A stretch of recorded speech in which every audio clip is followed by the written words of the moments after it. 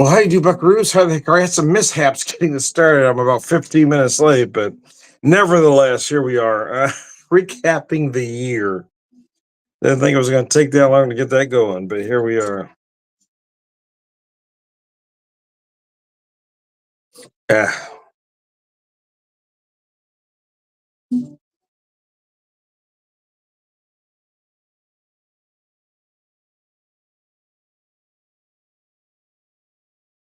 let me adjust the privacy real quick, and we will be in business.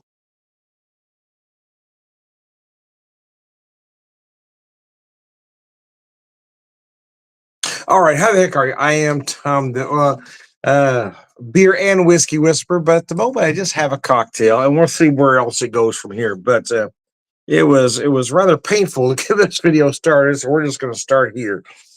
Anyways, so I put together a hazelnut simple syrup. That was the idea behind this cocktail. Channeling somewhere between Ferrero Rocher and Nutella. So I did a hazelnut simple using a maple bourbon here. This is the Echo Spirits maple finished rye. This is at 121 proof. And cocoa bitters was the idea here. And then the issue was getting the garnish. It turned out to be a bigger ordeal than I thought, but my wife finally got it there. And putting some dark chocolate curls in there. My thought was just put a big chunk. We want to try to do it prettier, but it was an issue, man. It was an ordeal.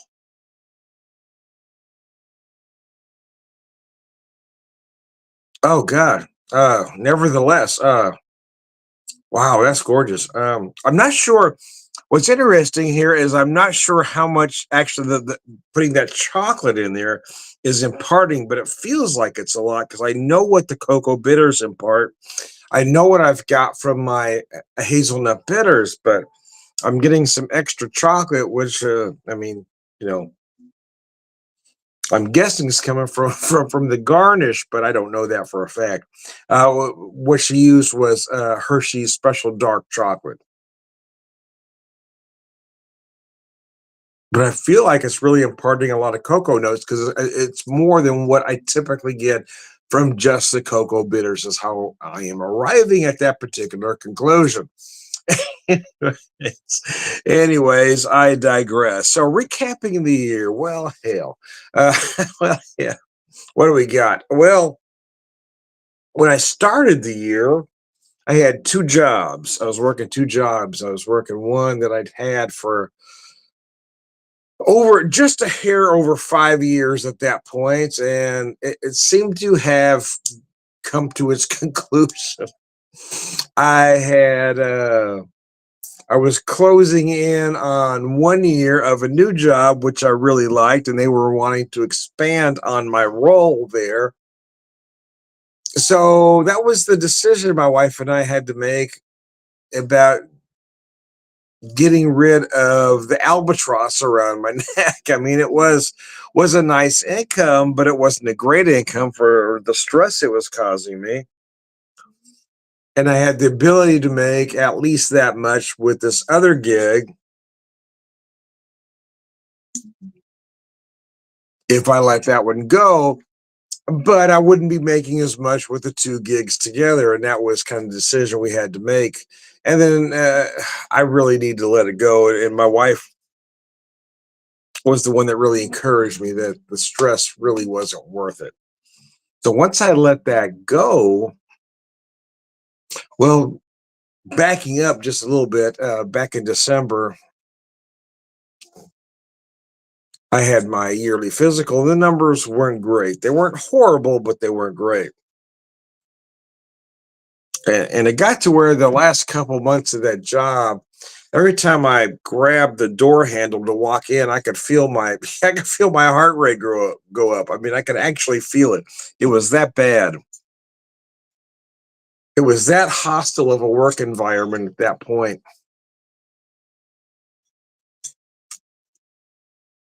And then once I gave that up, I could feel the tension lesson. I mean, it was amazing. But anyway, I'm jumping up a couple months. May May 24th, I turned 59.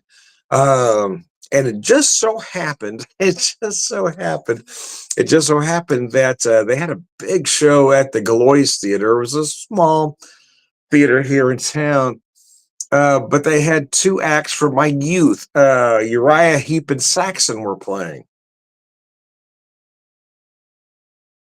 Now, the tickets went on sale back in January. That's why I'm kind of skipping around a little bit. But so I remember asking my wife when I first became aware of the show.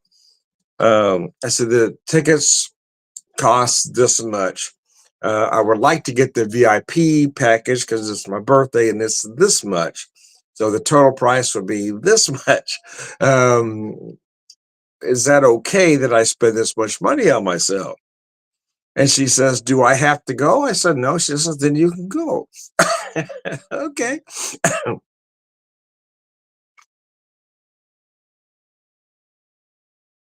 Well, I mean, we don't really police each other, but I mean, it seemed polite to ask. I mean, it was a lot of money I was spending for us anyway. For other folks, it might not seem like much, it was sizable. But it was my birthday, and I thought, well, I would really like to do this. If I'm going to do it, I really want to do the whole VIP thing. So I did that May 24th. It was right on May 24th, right on my birthday. So I did that show, but I made sure I didn't drink anything. Right? So I want to. I'm paying all this money for this VIP package. No, no, they're gonna meet Stone Cold sober. So, but it was a lot of fun. It was really nervous at first because I wasn't sure how it was done. I've never done anything like this before. But both bands come out and they're just so friendly and they're shaking hands and they're okay with pictures. They're talking to you just like you're just ran into them on the street, and that was really nice. Both bands were very humble, very appreciative for all of us being there. It was just a nice thing, man. And then so the it was a dual headlining show, but Saxon played first. And I'll be honest, I like Uriah Heep, I do, but Saxon was right in my era, right, the '80s, that '80s rock. I mean, they kind of followed on the heels of Iron Maiden. So they had a very similar sound,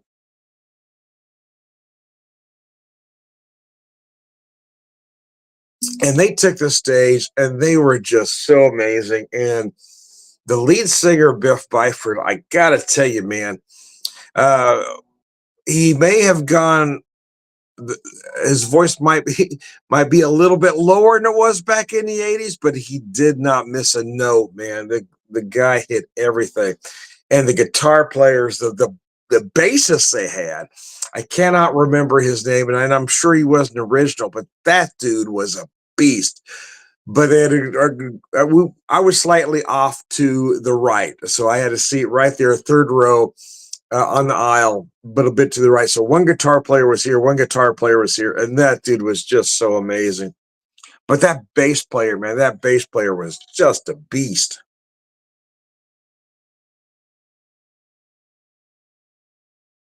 And I didn't realize it at the time because I talked to him for a few minutes. But the keyboard player for Uriah Heep was a substitute, but he's actually the son of the legendary Rick Wakeman. So they're going, holy crap. It was nice. It was a nice, memorable 59th birthday. I was hoping they'd have a great show this year, but they don't. But nevertheless. And then my wife and I, our 30th anniversary came about, and we went to of all places, of all places, we went to Columbus, Ohio for our anniversary. But we went to Indianapolis first, and that was nice. But neither one of us had been there. She was doing mostly thrift store shopping, and I was, doing my thing. I was doing my thing, man. I was hitting the breweries and distilleries. But first night we got there kind of late, so we didn't get to do much. But we stopped at the Garage Food Hall, I believe it was, and we had a nice meal there. It was a seafood roll. Um, and then we got a hotel, and then we had a whole day the next day there. And so I hit one, two, three, four, five breweries and two distilleries. And then we went back to the room where we were checked in at. And then later, I just I made myself buy tickets the day before because I knew if I didn't, I wouldn't go. But they had a big jazz fest going on, so went to that jazz fest, and that was a lot of fun.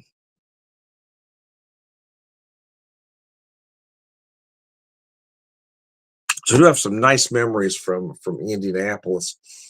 And then we went on to Columbus, Ohio. So the first day in Columbus, Ohio, as we were coming into town, first thing we did was get something to eat, and we stopped at the Hofbräu House. I've always wanted to go to one. It's typically when my wife and I go on vacation, we don't hit chains, right? We intentionally make sure we hit. If we hit a chain, it's a local chain. We try not to hit those national places that we can get here in town. And technically, the Hofbrau House is a chain, but they're not available here in my neck of the woods, and they originate in Germany.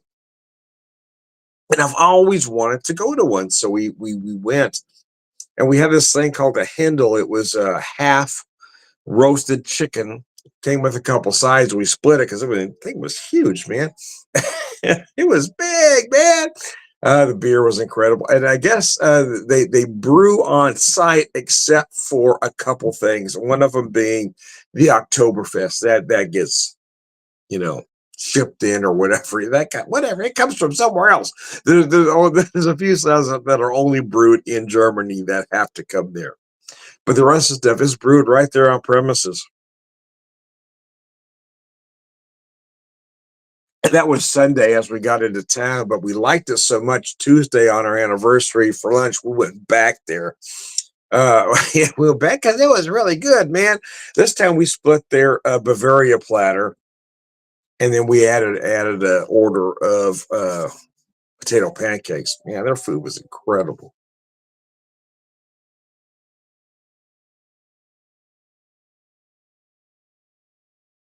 To the Watershed Distillery for dinner because they had a nice kind of tasting menu. I thought would be well. I thought I liked the way the menu looked. But anyway, the main dish, the halibut, my wife and I both liked, but she wasn't crazy about the side dishes.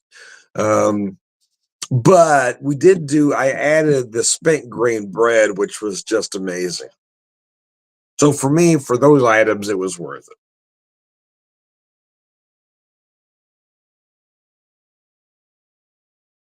Which brings us to which brings us to present day. Now, I'm skipping a little bit, but nevertheless, nevertheless, man. Uh,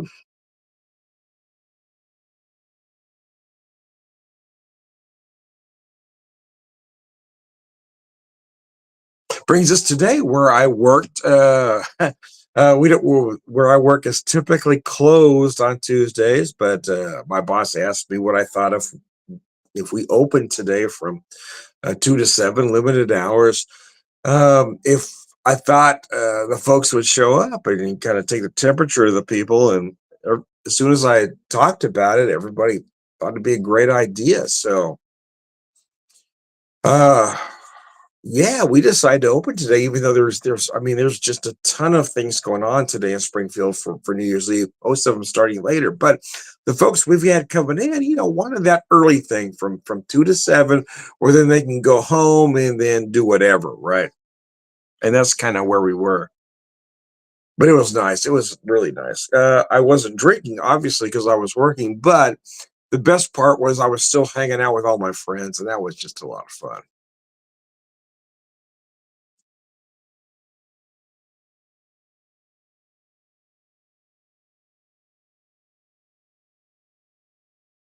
Which brings me back to what I was talking to earlier. The chocolate that was in my drink there. Oh man, that's delicious. It's got whiskey on it now. But I digress.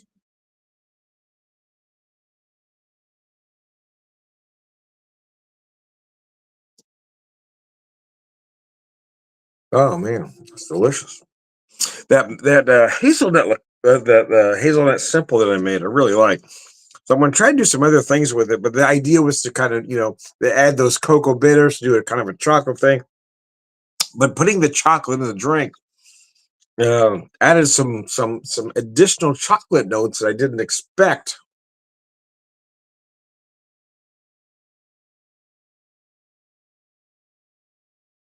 My wife doesn't typically. Wife has a lot of social anxiety, so she doesn't typically like a lot of crowds. But she even came up and spent a lot of time there, so that was nice too. It was just a nice evening. It wasn't something we would typically do. So if I wasn't working, it is certainly something we wouldn't have done. And it kept me from starting to drink too early. Instead, I'd be drinking at one. Instead, I came back home. When I got home, I decided to open this crazy ass 14.7 point something. And then this thing's just went awry. Anyways, but I want to do a video kind of recapping the year. It's been a nice year for me, actually. I mean, I think for a lot of folks, I just think it becomes easy to focus on the negative things that happen. Every time something bad happens, you want to talk about that. And I wanted to do this video focusing only on the positive things. The positive things was I left that albatross job behind. Um, had a great birthday that I didn't expect to have. Kind of reliving my youth, as it were. And then our anniversary, 30th anniversary trip, we did something we'd never done before. I mean, we just went to a part of the country we'd never been to before. I saw things we hadn't seen before, so that was a lot of fun. Of course, not everything is positive, but I'm going to choose to focus on all those positive memories because I hit a lot of nice places, man. We had a lot of nice food. Well, not our very last meal, but one of our last meals was at the Bally's in Evansville, Indiana, and we were both so tired. There was a lot of things leading up to this point, but we hit a storm. We were running really late. It was an agonizing drive.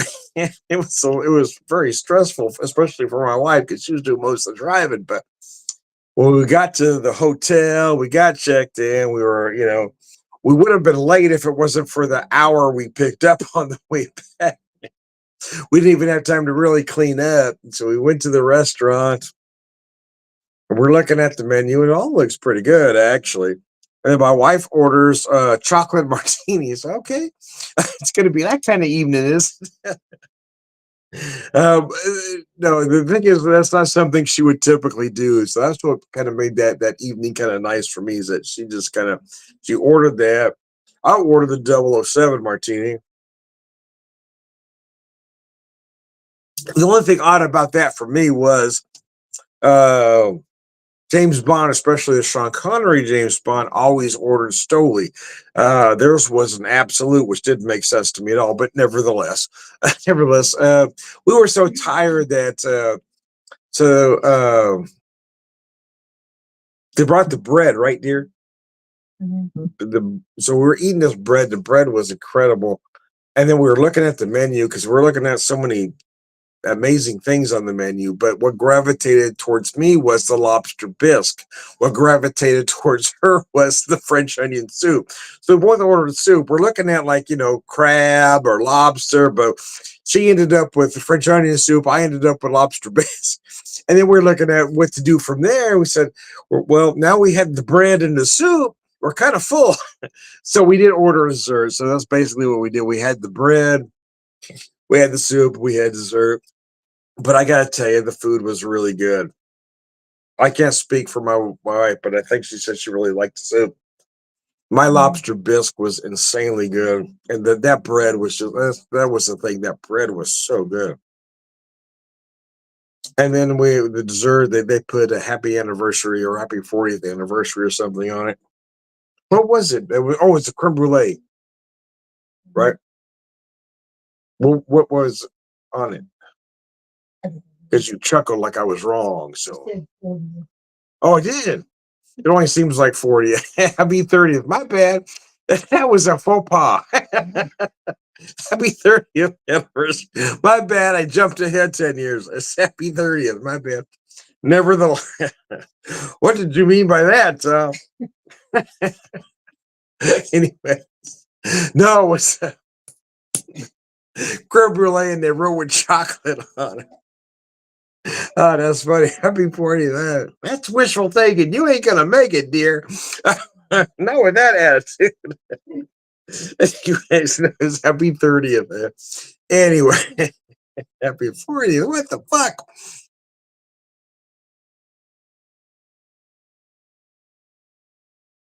Anyways, no, but that was really nice. And then we went into St. Louis. The next day we stopped. We had a night in St. Louis before we headed home.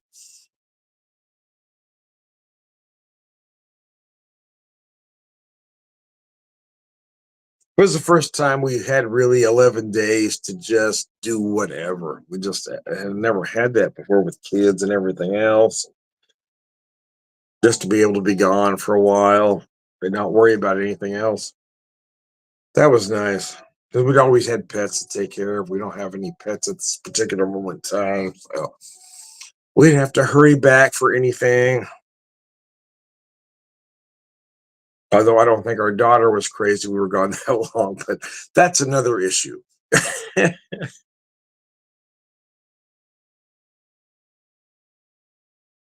But one of the things we did find on our way home was at Jungle Gyms in Cincinnati, and I passed up that part of the story on purpose as we were headed home.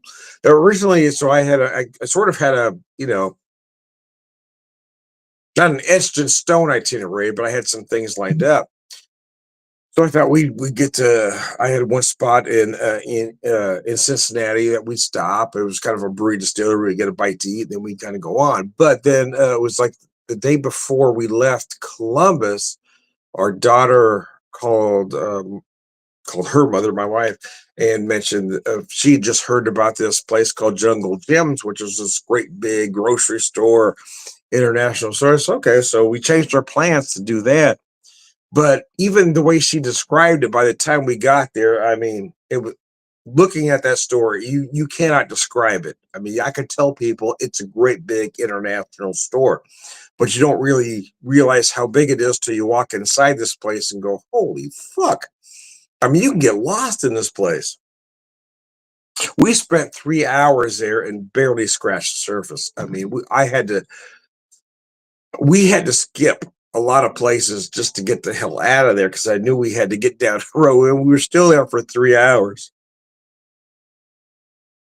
In all honesty, I could spend easily 8 hours in that store if I had the ability to, you know, pack the meat and the seafood and everything, the deli and the cheese. I mean, quite frankly, just the cheese section is bigger than my living room. And that's not an exaggeration. In fact, I may even be selling a little short. It's every bit as big as my living room. It might even be bigger. I mean, just the cheese section alone. I mean, I could have easily dropped $200 on just cheese, but I made myself overlook it, and that was tough, man. You have no idea. No, don't look at the cheese, man. Don't look at the cheese. We just had to buy dry goods because we weren't going coming straight home. So, and our car was already full. I mean, we were driving a Prius, right? And we had this thing maxed out.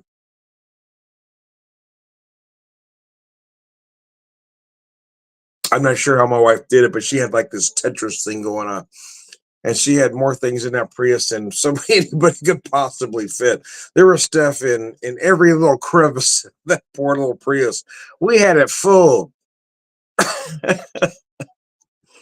I think we got like almost 50 miles per gallon going up, like 42 coming back. I mean, that's an exaggeration, but nevertheless, that was the idea. We had that thing packed.